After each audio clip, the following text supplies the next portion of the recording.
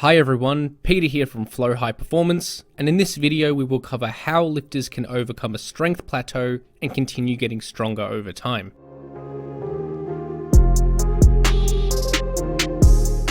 First, let's quickly cover what exactly we mean when referring to strength.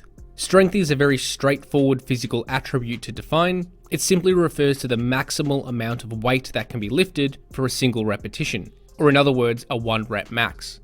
It should be noted that strength abides by the principle of specificity. This principle states that adaptations are specific to the stress imposed. Or in more simple terms, we get stronger at the lifts we train. So when we define strength, we need to be clear about what exact lift we are referring to. Do we want to get stronger at the squat, the bench press, the deadlift, the overhead press, or any other movement? The principle of specificity can be taken even further too. We also need to define strength through what specific range of motion and with what lifting equipment is allowed. For example, certain powerlifting federations require lifters to squat to a depth where their thighs are at least parallel with the ground and allow a lifting belt and knee sleeves. Whatever the specific constraints of the strength lift, the overarching thing to understand is that we need to define what exactly our strength goals are. So now that we understand what strength is, let's now explore what adaptations contribute to becoming stronger.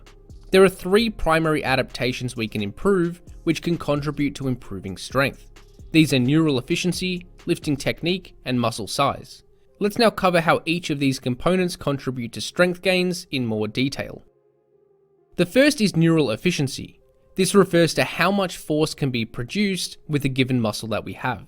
This occurs via a few different mechanisms, such as maximizing motor unit recruitment, improved coordination of muscle contraction, and an increased frequency of neural signals.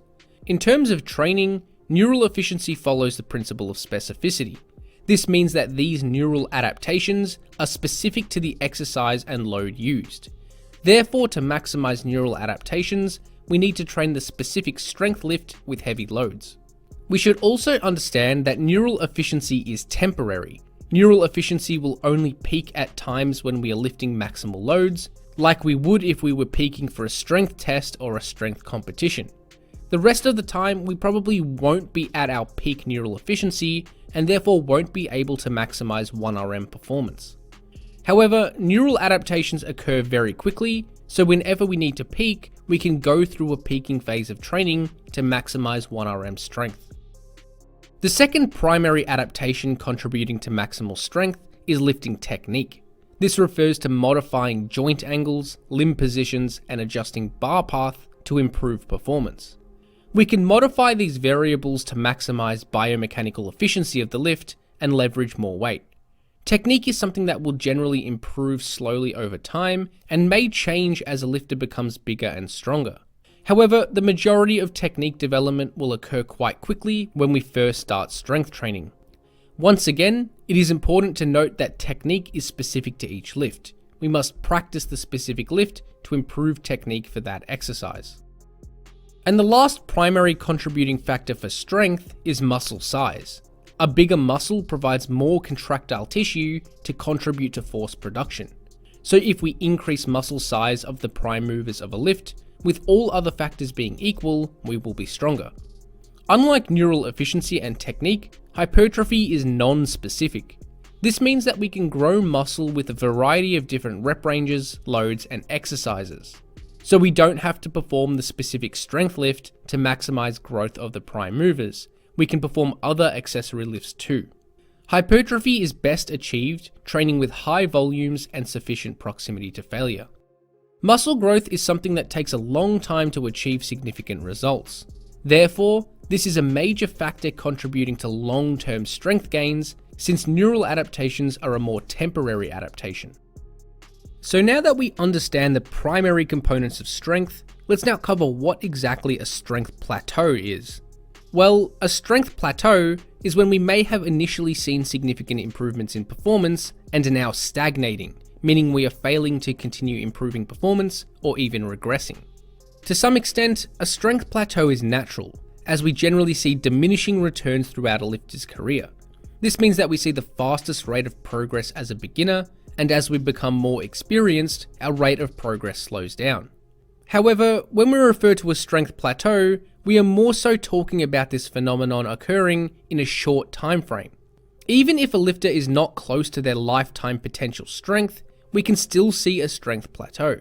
So why does this occur and how can we overcome it? The reason for this is probably a result of maximizing neural and technical efficiency. So if a lifter performs the specific strength lift every week with heavy loads, they will certainly see an initial improvement in performance as they are maximizing neural and technical efficiency. However, after a short time, they will likely stagnate as a result of maximizing these adaptations. So how do we overcome a strength plateau? Well, the answer is muscle growth. When a plateau occurs, it is probably time to step away from ultra-specific training and focus more on hypertrophy style training for the prime movers. So rather than training the specific strength lifts with heavy loads, we now need to train with higher volumes, higher rep ranges, and lighter loads. This can be achieved by training both the strength lifts themselves with higher rep ranges and also by implementing more accessory lifts which target the prime movers of the exercise. Accessory lifts will help a trainee accumulate more total volume with less overall joint stress. If a trainee can grow the prime movers of the strength exercise, they then have more total muscle mass to produce force with. This means that when we go back to training with heavy loads to maximize neural efficiency, we will have more total muscle to become efficient with. This is why muscle growth will be a long-term driver of strength gains. So how can we manage these variables to achieve long-term strength gains? Well, the answer here is to periodize our training. Essentially, we need to define when exactly we want to peak our strength and build backwards from there. In the earlier phases of our training cycle, we should focus more on hypertrophy, and in the latter phases, we should emphasize neural efficiency. For example, let's say a lifter has reached a strength plateau in the back squat. Let's say they want to go through a 15-week training cycle where they peak their strength at the end of the 15 weeks. To periodize this, we may break this cycle up into 3 blocks of 5 weeks each. In the first block, we may focus primarily on hypertrophy. This will build bigger muscles so that we have a larger foundation of contractile tissue to work with later. This block may consist of performing squats in the 6 to 10 rep range and performing multiple other accessory lifts for the quads and glutes. So a total of around 16 weekly sets may be performed for the quads and glutes, with only around 1/4 of these coming directly from squats and the rest from accessory lifts. In the second block, we may focus slightly less on hypertrophy and slightly more on neural efficiency. This will help us transition from hypertrophy training to more of a strength focus.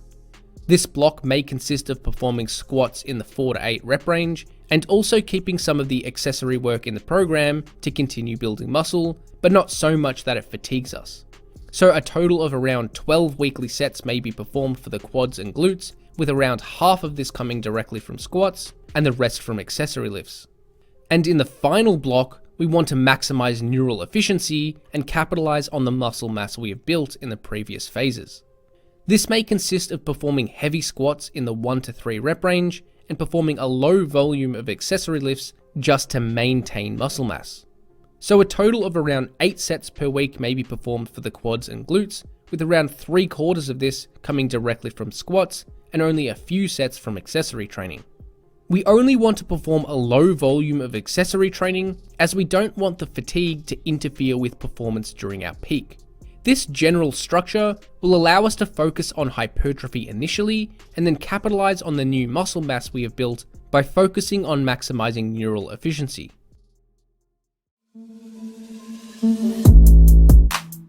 Thanks for watching, and hopefully you got something out of this video. Check out flowhighperformance.com for online coaching, training templates, ebooks, and more.